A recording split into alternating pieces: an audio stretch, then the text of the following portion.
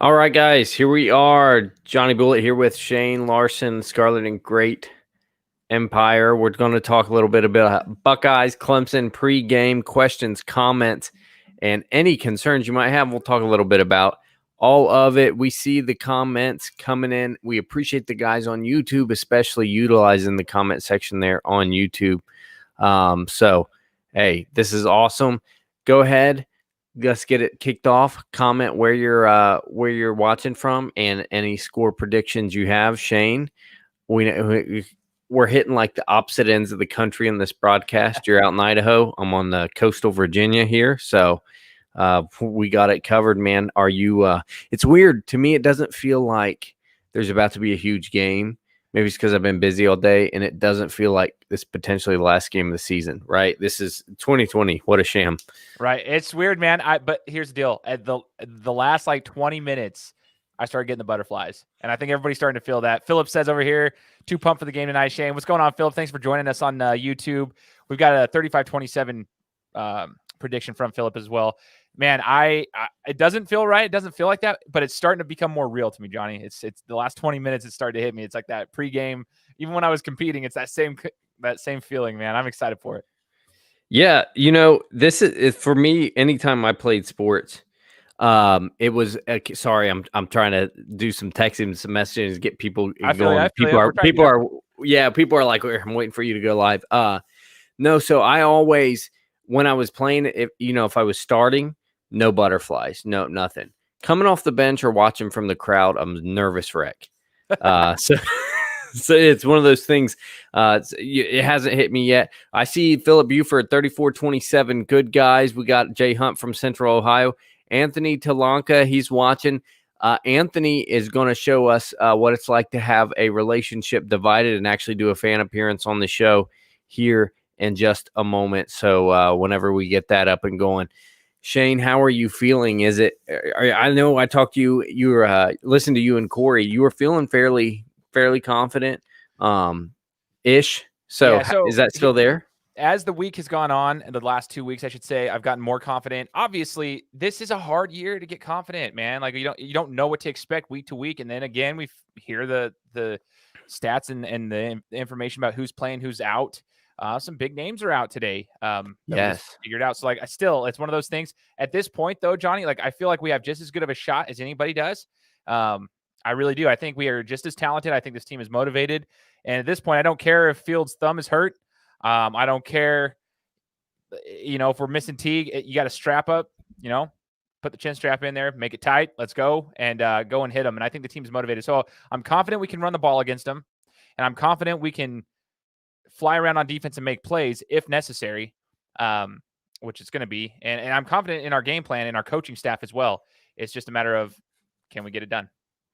Yeah, so that's huge. No Teague, no Harrison, no Miller. We expected that it would be Trey Sermon kind of taking that step as a starter. And I think both these guys, for what it's worth, are better running backs. If you give Teague 25 carries, he's a better running back than when he has 15. Same with Sermon, right? So we get, actually, I think that's a plus that we get a bell cow. They just feed and feed. Mayan Williams has been playing well lately. So I think that we should Anthony, check your email. Yes, Anthony, sorry. Check your email. Enter as a guest with a link. Yep. And anyways, I think that's actually going to be good for the running game. No Zach Harrison. I think that's an issue because of depth and he's not putting up huge sack numbers, but he does get pressure. And, you want good depth in a game like this. And obviously, no Harry Miller. Some will argue that's a good thing, but for whatever reason, the coaching staff said he's the starter. And Anthony and your girlfriend there, I see you. Don't worry, no one else sees you. You guys just give us a thumbs up whenever you're ready to come on, and we'll keep you for just a few minutes and let you guys know. Anthony, whenever you put your makeup on, okay, you're ready to go. Anthony's got his makeup on. So here we go, guys. This is a house divided. Shane, can we get rid of this overlay real quick while we bring these guys in here? Let me go ahead and mess around with some stuff here, guys. Apologize for that. Let's see if we can. There we go. Anthony, who is this here with us? So this is my girlfriend Cadence, a Clemson alum. So we're in a little bit of a pickle tonight for the second straight year. Second straight year. So let's get this straight. You knowingly have been dating a Clemson fan for some time now. Right, exactly. When I first met her a couple of years back, I was like, oh man, she's like, she has something against me. Like, I mean, Clemson, Alabama are pretty much the only teams that could say something that made me in a better position than Ohio State. So I'm like, ooh, of all schools. And she's from the Kentucky area too, so I thought my chances were good of being Ohio State, but Clemson, no. Yeah, it looks like. Listen though, I met my wife like right after Ohio State beat Oregon in the national championship. She's a big time Oregon fan, so hey, I'm just saying, I'm just throwing it out there. Good things can come of it. You know what I mean? Yeah, actually, Shane outkicked his coverage with his wife. Anthony, it looks like you've done the same. So that's maybe the one drawback. Like, how am I pulling this off? How am I? Oh, she's a Clemson fan. Yeah, there's a picture somewhere. Yeah, Cadence, what is it like from your side of the aisle, dating a Buckeye fan and us keep matching up in the playoffs? I mean, I'm not very threatened. We have a pretty good track record. Wow. Do you guys so is it do you guys, I'm gonna get a little personal here. And you have to answer. So don't say that's too personal. You have to answer. Do you guys ever cross the line with the trash talk the week before the game? Do you ever genuinely get mad at each other?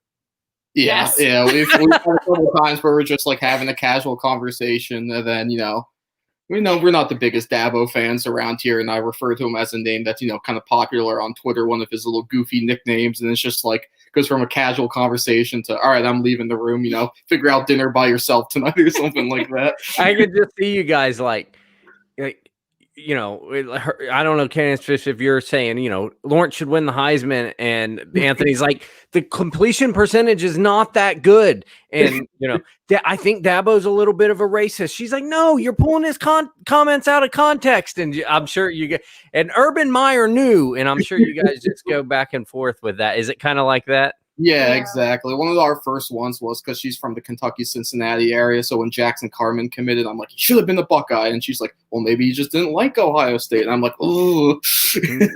Yeah. So that's where it started off. Yeah, my wife's from Kentucky as well. And I'm, as soon as you teach them how to read, though, they end up being pretty good wives. So I'm sure that you guys will have a good time with that. So during the games, did you watch the game last year together? So we just moved in together in May. So at the time last year, we were still doing a little bit of a distance relationship. So we weren't watching the game together. We kind of decided before the game, hey, let's just talk after the game and we'll just see where that goes. But this year, living together, it's not quite the option. So we were going back and forth if we could even watch in the same room. If someone scores, like, am I going to have to, celebrate in another room? Like, what's going to do? But we're going to try to do it in the same room and just watch the game together. But we'll see how it goes. Yeah, we'll talk to you guys tomorrow, probably individually. Right. How it works, yeah. Yeah. Cadence was. Oh, go ahead, Shane. Oh no, I was just. That's all I was saying. Cadence, was it a catch? No comment. Now, if you guys would have been in the room together, I would have paid for that footage. If you'd have been in the room during that review, was it targeting, Cadence? We'll see. Well, so are you guys? Oops. Stuff's already getting thrown at my house here. Have you guys put it up any safety? You're just watching the game outright together and just saying we're going to try to control ourselves? Any bets or anything on the game? Any pledges made? I don't know. I don't think we've gone that far. I mean, I'm just hoping for a win at this point. I don't want to put a lot on the line here. Will you be insufferable, Anthony, if we win? Oh, I mean, I feel like I'm just due for it. But just the minute that I'm, just cooking dinner by myself or just on my own for like the rest of the week, I might be like, I'm sorry. But yeah, I mean, this is the guy. This is the one we got to win. All right. So before we let you guys get out of here, I got to get a game flow prediction and score prediction from both of you. Right. So when Corey had the show with Kieran, I was kind of on the same wavelength of thinking 34-31, close game, kick a field goal maybe at the end to win it. I'm sure she'll have a totally different opinion than me, but what do you say? I don't know. Our defenses look bad. I don't know. I feel like it's not going to be a high-scoring game. What's your final score? What's the deficit then? Like, probably a field goal, but it's probably going to be like 21 to something. 21-18 if the field goal. Sure. I don't know how you get 18, but okay. She had. Yeah. I didn't say 18. Well, you said 18. You said by a field goal. Oh, it's already beginning. It's already beginning. This is how it starts. Oh, this is great. All right, she has 24-21 Clemson by a field goal. Okay, that's actually more fair. So, all right. Well, thoughts and prayers with you guys tonight. We hope you make it through. I hope you have the fire department and police office on speed dial, and just please behave yourselves. And well, thank you guys for joining in, and I hope you enjoy the rest of the show. Yeah, no problem. Thank you, guys. If you don't see me in the group chat for a couple days, it's not good. Yeah. All right. See you guys. All right. Have a good one, guys. See ya. All right. So there's kind of a house divided there, Shane. A close score prediction for both of them. Is that kind of how you're feeling? Either way, it's going to be a squeaker. I think it could. I'm nervous that it could get out of hand. It'd be like a Notre Dame Alabama situation, but I do think it's going to be close. I feel in my heart of hearts that it's going to be a close one. What did Steve say? See the game being exactly like last year, only reverse. Clemson leading all game, but OSU pulling it out at the end after adjustments. I could see that too. This is weird, Johnny. This is what it reminds me of. And guys, keep leaving comments, whether you're on Periscope or if you're on, let's say if you're on Twitter or if you're on YouTube, continue to leave the comments. We're trying to keep track of those. I'm on my phone and doing that as well. So just keep throwing these comments out here. We'll post them up here. Ezekiel, I'd come out with quick hitters, feel comfortable. Totally with you on that as well. What I think they need, what we might see here is similar to like a mixed martial arts match, right? When you see like two grapplers come out together, we're expecting some high-powered offenses and whatnot. Sometimes you find a striking match, right? So I'm wondering, these guys know each other. The programs know each other. They don't necessarily like each other. They've got respect for each other. But maybe we're going to expect something high-scoring game. I would expect it to be in the low 20s as well. I wouldn't be surprised if we had like a 24-21 score. Hopefully it's Ohio State's way, though. Yeah, and it's still entertaining. Like last year, it was a 23-29. It didn't, you look at that in today's game, you see, kind of a defensive struggle. Last year's game felt like it was full of fireworks. It felt like a 42-35 game. Well, so momentum switching back and forth. Obviously, some calls got in the way here and there. It's just a very emotional game for that full 4 quarters. Yeah, somebody was asking about starting at left guard. They said Matt Jones, right? Is that right? Matt Jones is who I would think. People maybe think DeJuan Jones. I think maybe the smart money's on Matt Jones because of him, getting a place. He was playing left guard when Harry Miller slid over to center when Josh Myers was out. So probably there. Casper says if we control both lines, we win. Now, everybody. So I think the data kind of favors Clemson, and I think in a lot of ways. And look, the biggest thing I think is the 6 games versus 11 games, like the cohesion, the greasing, the groove. You probably know that workout phrase, Shane, the greasing the groove, going into that Clemson gets to do favors them. But when I ask Buckeye fans, like any of them, can you tell me something tangible why you think Ohio State can win? And they mostly say this, the offensive line, defensive line. And I don't think Clemson's overwhelming on either line. And if you control the trenches, you can win the game. So I think, obviously, we know maybe run field's a little good running game, good passing game, the cliche stuff. I think no one expects our secondary to really slow down Lawrence much. Maybe shut the door in the red zone. That's the best you can hope for. But this, and I agree, if you control both lines, you win. And I think that's OSU's key to victory. Totally. I like that. And then I'm reading the comments here too, Johnny. I got Isaiah. If I had fingernails, they'd be gone by now. I'm not confident at all today. I have that 31-0 feeling. Listen, I want to touch base on this because, Philip responded with, I understand. I feel better about this year's game than I did last year. Here's how I felt, because I was at both of those games. I was at both Fiesta Bowls in 2016 and then last year. Last year I went into the game. I was super confident that we could compete because obviously 2019's team was just an overall powerhouse, right? I'm somewhere in the middle right now. So I understand Isaiah's. I understand that feeling of like, it feels like it could get out of hand. That's why I said that earlier. But I'm in the middle, and the more I saw the Northwestern game, even the Michigan State game, like those games where, and I mean, heck, even the Indiana game, Johnny, I was sitting here like, those are the games that I love, man, because it showed that this team has just gritted it out. And then when I watched the hype video with Olave doing the narration on the back end of it, oh, dude, I was like, I've got the confidence now that I don't necessarily think I had 2 weeks ago. Right now, it's grown. So I'm feeling like we can compete, man. Yeah, I gotta get this question in from Buckeye Football Fangirl, a great YouTube channel. So she says her favorite pregame show. Thank you very much. Do you think Day has been storing up plays for this game and not using them in other games just so he had new ones to pull out? If not storing up, I think he's designed some. He's an offensive mastermind. I think he has seen what they do and is planning to attack it. Last year, we didn't use the halfback screen much, and we had 2 really nice ones dialed up. One that Dobbins dropped, and another one that was a huge gainer during one of the last final drives we had when Clemson was really coming after us. I think, I think he showed a little bit in the Northwestern game, and that was an awesome play call. I think people get upset about it where Fields swings the ball to Garrett Wilson in the backfield, and Julian Fleming was going to run wide open for a touchdown, but Fields missed a little short throw. Stuff like that, I think for the other reason he puts in to make Clemson have to study it, to make them have to prepare for it. But maybe one of the advantages with 6 games, you didn't have to show very much on film. So I think you'll see some new wrinkles. Whether or not they're executed well, is the thumb good, this, that, and the other. But yeah, to answer your question, I think you'll see some kind of plays that you didn't see to date. Let me touch base on that too real quick. The screens, I've been thinking about this a lot. The screen passes are going to be huge. I think Clemson knows, or they think they know, they're going to bring pressure up and make Fields make some passes. They think, okay, we're going to press cover. We're going to make him throw into tight windows. Well, you dial it up with a few screens, and then they're going to back up. And that's all of a sudden where you hit Sermon up the middle with a run.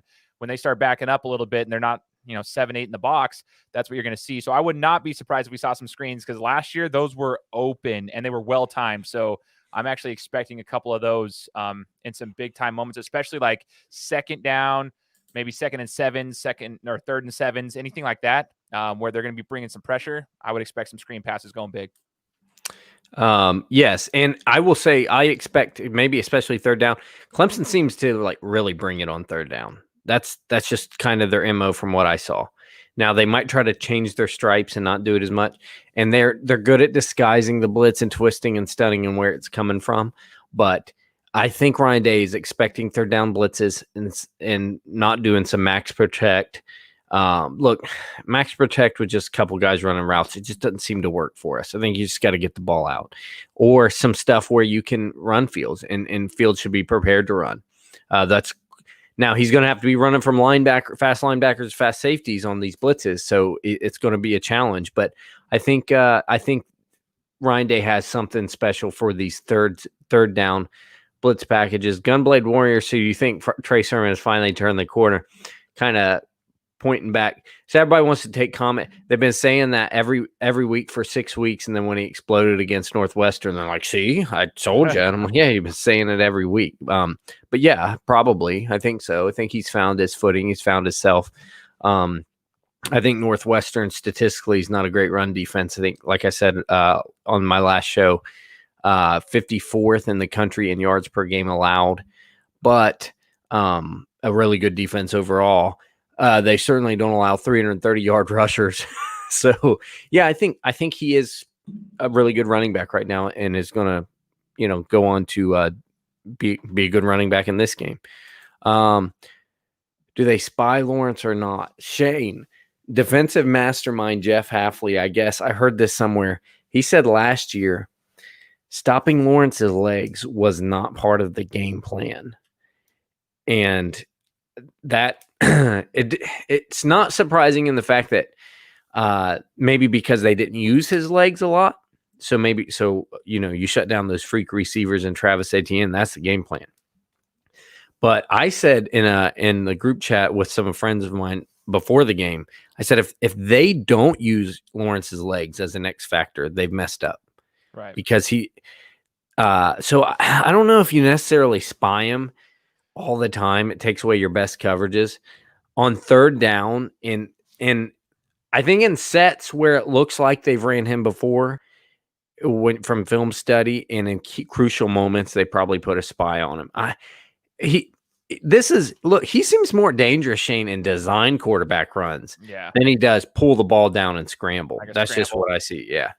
Yeah, and I'm with you on that though too. He has had some big plays where he's had to pull the ball, like his strides are like 10 yards a piece. It's crazy. He covers a lot of ground. I don't know if should you spy him? I actually think that you probably need to at times. I don't know if we can afford to. That's kind of what I'm trying to get at there. Just with our our secondary, I don't know if you can afford to spy him. So that's going to come down to the defensive line, keep him contained. I actually would much rather get pressure up the middle. I told Corey this last week, get pressure up the middle on Lawrence and make him roll out. And I know that's going to give him some space on the outside, but I trust our linebackers and our DBs to have the speed to close and get him faster than letting him go right up the middle and just force him out of the pocket. And if he has to run, he's got to run, but just force him out and shrink the field and let your DBs and linebackers do it. I don't necessarily think you can afford to spy though. Yeah. I think you're right. You push the line, collapse the line with Togiai and Garrett. That happens to be our best, interior or best defensive lineman. And you collapse that, and then you have the linebackers and ends not over pursue. So it's collapse and contain. So then he's just facing, just a congestion right in his face. He can't really roll out too far. You know what I mean? So get your hands up. That's let me tell you something. That's one of my biggest pet peeves about defensive linemen that are all like 6'3", get your hands up. If you can't collapse the line and he's going to throw the ball, get your hands up on every single pass. Cause he's a tall dude, but get your hands up, man. And just hope that you can get a hand on the ball. I hate that when you're not going to get to the quarterback. Get your arms in the air and make it a harder passing window. I hope we can do something. Yeah, Haskell Garrett will tell you something about that. You get a pick six standing in the end zone. So one thing for me is that has him confident is Dabo talking. Yeah, I think everybody's going to be motivated as much as they can be. Words and hype videos don't matter on the field, but you take any motivation you can get. You know what made me you're my least favorite Dabo moment? It's not any of the stuff that's been making the news.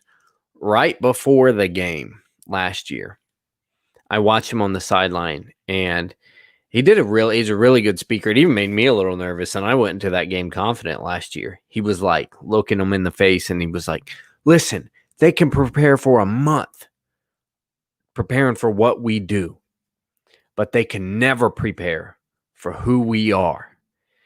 And it made me so mad because I was like, we're better than you. We are better than you. How can we not prepare our athletes for yours? Ours are better. And it made me so mad. But that wasn't wrong of him. He should say that to his team. What do you want? He should say that to his team. Yeah, I'm not saying I want to caveat that. He should say that. But it just got I don't know, as a fan, under my skin so much because I'm like, dude, who are you talking to? These guys are better than yours. Now, they went out and won the game. So yeah, you take that with what it is. But we didn't know the rest were on their side too, though. Yeah. Anyway, that's not to be spoken of right now. We got another game on our hands. Yeah, Michael says he's not nervous. So Michael, you got some good perspective here. The next comment from Michael here. Let's throw that. After the game last year on New Year's Eve, found out I had lung cancer. I thought the interception Fields threw was going to be my last play I ever seen as by a Buckeyes team. Year later, I'm here. They're there. I'm cancer free. Congrats, man. That's actually really cool. Bringing some perspective to the thing. Yeah. God bless you, Michael. Hey, look, this way I look at it. Even if the Buckeyes didn't pull it out, every game's a blessing to be able to watch this year because nothing's guaranteed. Might be our last game to watch Sean Wade. Might be your last game to watch Justin Fields, Togiai, Garrett, Browning, right? I'm excited to see these guys play again. So, win, lose, or draw, I'm just happy there's a football game. Yeah, dude. That's the thing I love about Buckeye Nation, all y'all who are tuning in. It's one of those things, the fan base, we appreciate the teams being here. That's the coolest thing is we get to see football. We get to see Buckeye football. Yeah. Give me some more score predictions, guys. And let me ask you this. I want to hear your guys' take. I don't see how in any world our secondary holds up. Like I said, it needs to be Big 12 defense, bend but don't break, cause a turnover, get an interception, something in the red zone, do that kind of thing. But to just lock up, it's not Damon Arnett. This is not Jeff Okuda. This is, 15 yards off cover 3. If I'm Dabo, I watch that film and I say, look, we're going to hit them with about 10 hitch routes. So what do you guys think? Can give me some positivity here. Like, how does anybody think our secondary kind of holds up, or do you guys all kind of agree with me? Yeah, we're just going to have to cede some yards, limit big plays, and shut the door in the red zone. So let me know. Let me know what you guys think about that. So far, nobody's chiming in and saying, no, I think we lock them up. So everyone's kind of nervous to put that out there. It's okay, guys, to think that. I it's okay to be realistic. I don't think I don't think the receiving core is as strong as it once was on Clemson's side, so we might have some advantages there. But I don't see a way of our secondary holding up consistently. I mean, we've got some holes back there. It's going to take a lot of coverage schemes. Softer coverages are going to hit some. That's where it's going to come down to the line. Going back to that comment before, we've got to set the pace right at the line, because Lawrence, if he's going to throw the ball, he's going to have wide open guys here and there in the zone coverages. It's going to be hard. Yeah, I will say this too. This is a good comment. Do you think this is Justin Fields' last season, no matter how he plays? Unpopular opinion, it should not be his last season, no matter how he plays. You look at what's going on with Dwayne Haskins. You look, Justin Fields got a season and whatever this was, a season and a half. That is not. Look, he's not. You see the mistakes he made in other games. You've seen all the great things he can do, but the NFL is just hard. It's next level stuff. He would get eaten alive today in the NFL. He needs to come back regardless of how he plays. That doesn't mean he will not be a top 10 draft pick. And the money move, the financial move, isn't to go. That both can be true, right? Yes, the money is there and he needs to go now. But no, he should not go. Look, Dwayne Haskins, Shane, since high school, Dwayne Haskins started how many full seasons of football since high school? One season. One season. That's exactly why season. Raw, man. You wonder why he's not doing so great. Now, granted, it's not a great situation in Washington. I get it. But you see where I'm going with this? Right. And I got eaten alive, Johnny, for saying that about Haskins, because I loved him. He breaking all the records. Oh, look at the stat. When stat watchers come into play, I have to tune them out. Stat watchers are always like, look at all the records. But if you look at his throwing mechanics, he can throw a great ball, but there's times where he releases it low. That doesn't work in the NFL. You've seen it a million times. There's times where he can't read through his progressions. Now Haskins doesn't have a job. Fields is similar. I've said that too. I was like, I love him to death. I think Fields is a phenomenal college quarterback. But I think he needs another year of game speed reps and a full year against every team, with speed. And that's not saying he's a bad athlete. He's absolutely one of the top quarterbacks in the country. But some guys I think that will be better for him overall. Yeah, no, I agree. Haskins, same thing. By the numbers, he needed to go because he looked like he was going to be the first QB taken, and then he slid down the board. But by the numbers, Fields needs to go by the draft numbers. But by if you want to take out an insurance policy, and playing one more year might secure your NFL career 5 more years. One more year of college and development might secure 5 to 10 more NFL years. I really truly believe that. Matt Estel, going back to the pass plays and secondary earlier, going to give some pass plays up. We have to get really good cohesive game on defense, though. If we do, we can limit the passing attack 34-27. Go Buckeyes. All right. So I do agree with that. I wonder if we're going to see Marcus Hooker go back to the one higher if they put Proctor up there. Or, look, Proctor's the only safety I really like. Williamson doesn't look that athletic. Hooker doesn't look that great. And Proctor is not amazing, but he's the best I think we have. I almost kind of sometimes prefer the younger guys, but of course we always prefer the younger guys, right? That we don't see much of backup quarterback syndrome. Jefferson says 31-21 Clemson. Big Buckeye fan. So I applaud him for being honest, I guess. Who is replacing Miller? I think we said we think it's going to be Matt Jones. Could be DeJuan Jones. We think it's going to be Matt Jones. I don't see the same character issues in Fields Haskins. Different discussion for different days. We didn't see him in college either with Haskins. I don't think Fields there's not a character thing.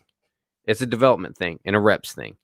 Very few people are that ready.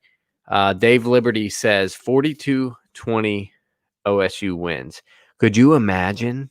Dude, if it was that big, whew, dude. Dave, have you watched any Buckeyes football this year? I'm just kidding. This is the thing. Ohio State can win if they peak. I understand that. If they peak, their athletes are good enough. They just got to peak. I think we can put pressure on Clemson if they have to worry about Fields running and the running backs running and a third receiving threat. Buckeyes can win this. I actually don't even need the third receiving threat. The defense just got to do something. Yeah. Do something. You know what I mean? Wrap up, fly to the ball. What they did against Northwestern in the second half, they've got to do that like every single play. And don't let any. I mean, you have to I'm almost afraid of this. You almost have to overcommit to Etienne. When the dude gets any space, he turns into something else. Between the tackles, sometimes can be pedestrian. You get any space, all of a sudden he's fast and hard to tackle. Shane, who do you fear more, Etienne or Lawrence and the receivers? Oh, I think Etienne is I was telling Corey that because he's a receiving threat on the wing. Like you throw him out there to the side of the flat.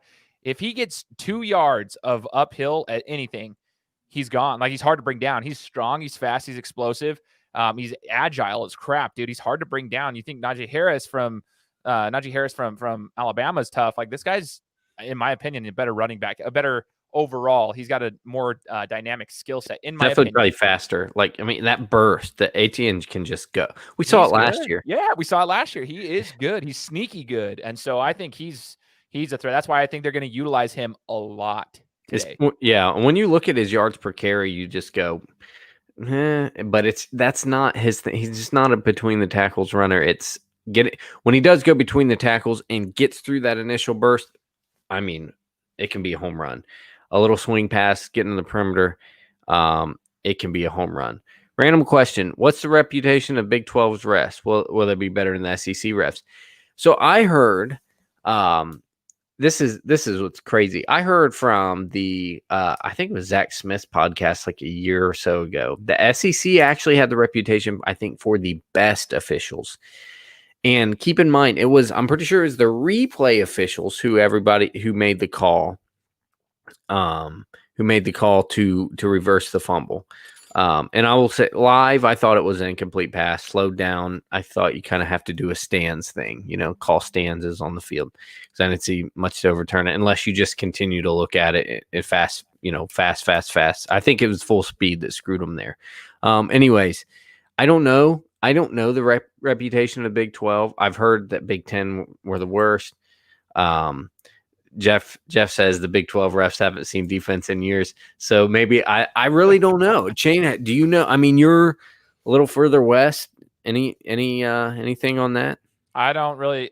I'm of the idea that all refs suck, period. So they just got to do a job. And I've seen it too many times in my day. We all have seen it. They don't hold them accountable. So I don't know. Maybe a lot of pass interference calls since they're used to high flying offense, scoring points. Maybe they're like, hey, you can't touch the receivers. You need to really let them. They're supposed to score on you. So maybe you'll see, ticky tack pass interference calls. I really don't know. That is a good question, Lisa. Really good question. At this point, you just kind of have to suck it up and play because I am not sure really either direction with that. I want to go through any comments, questions, concerns. I'll get Michael in here again. He has more than earned the right to talk about the game after what he's been through. Feel like Fields is going to have a similar game like he had against Michigan State. He came back after struggling with Indiana and went silly, and the Spartans feel he may do the same here. That's what it's going to take. He did all the little. It was underwhelming, but again, massive. He did all the little things that game. Pull the ball down, get a few yards. Don't force stuff. Just be a field general. And when you're super athletic, Shane, you ever play with that dude on the court who was so athletic he played at half speed? Yeah. And he still, because he didn't get out of control and make any turnovers, he still dominated. Even though he didn't dunk on anybody, he didn't make anybody. Basketball this morning with a guy like that. I was just joking around about that this morning. Like, dude, if you were going full speed, you're dominating us because he's just very cool, calm, cool, collected. Euro step into the basket. I'm like, oh yeah. I was just talking about that this morning. Dave, probably just joining us. Master T. I don't know if he made the trip or not, but he is not available. So shallow crossers, I'm good with it, especially with the way they like to bring their linebackers. Second battle with Teague out, Mayan Williams. I think I want to give I don't know who. I don't want to respect the paywall or something, but it came out that he was looking really good in practice anyway, and we saw him run nice a few times.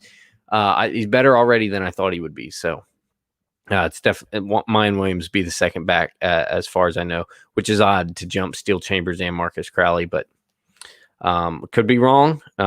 Could be a Ryan Day wrinkle there, like boom, Marcus Crowley. Haven't seen him all year, and try to defend this guy. But I think it's going to be Mayan Williams.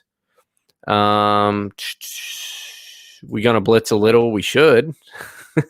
Seems to be light on that sometimes, not terribly. But again, you don't want to over pursue on Lawrence. All right.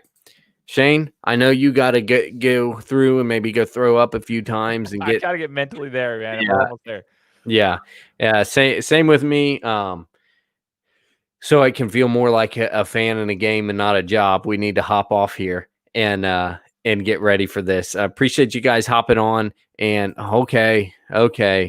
One player from secondary to have a breakout game, Josh Proctor. I was going to say too. I'm right there with you. Proctor's going to get a pick. Yeah. He's going to make some big tackles, big plays. Yeah, Wade will be in position to make big plays, and I don't know if them bailing him constantly in coverage though. Maybe this is what it would look like for Wade to have a big game. All right, they pick on us for doing the bail coverage, comeback route. Wade reads one of them, pick six.